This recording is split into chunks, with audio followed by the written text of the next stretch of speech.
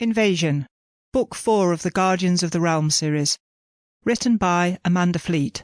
Narrated by Amanda Fleet. Chapter 1. Aaron. I reread the papers in my hand, my heart in my mouth. Another 27 men missing. What the hell was happening at Fawnvergeer? It was a sleepy town about a day's cart ride from the city, a wheat growing and processing area. And now also a place where people disappeared, returning days later, emaciated and confused, babbling about strange people in a strange land, who forced them to repair a large building. It didn't matter what they did normally, woodsman, farmer, labourer. All of them claimed they were forced to build a large structure, and the work had left them physically wrecked. I sat on the well-stuffed leather sofa in our rooms, one foot tucked under me. On the sanded wooden floor in front of me, my 4-year-old son, Sigurd, played with some building blocks, oblivious to my unease. I glanced at the papers again. These were the third lot of reports this week, all saying the same things.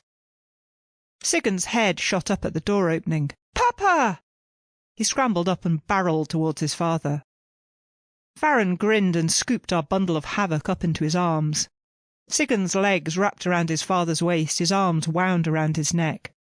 "Hey," Farron said, passing me some more papers.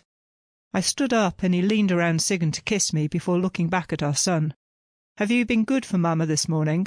"Of course," Sigurd shot back. Farron peered around him, seeking clarification from me. I made a rocking motion with my hand. Sigurd might be the spitting image of his father, but he had my lack of respect for authority, and both mine and Farron's tempers. It could be a challenging combination at times.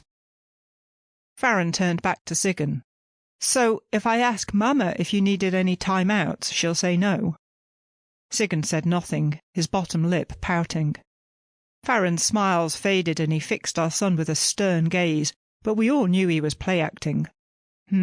Okay, down."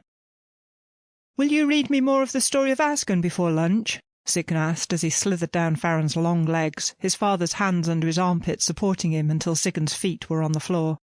"Yes, go and get it." He scruffed up Sigurd's mop of black curly hair and our son ran to get his favourite storybook. The mad curls came from my side of the family. In that respect he reminded me painfully of my long-dead little brother, Thorfinn. 27, I said, meeting Farron's eye. A prickle in my belly told me there was something seriously wrong. His shoulders tightened. "I know, and then there's that." Sample complete. Ready to continue?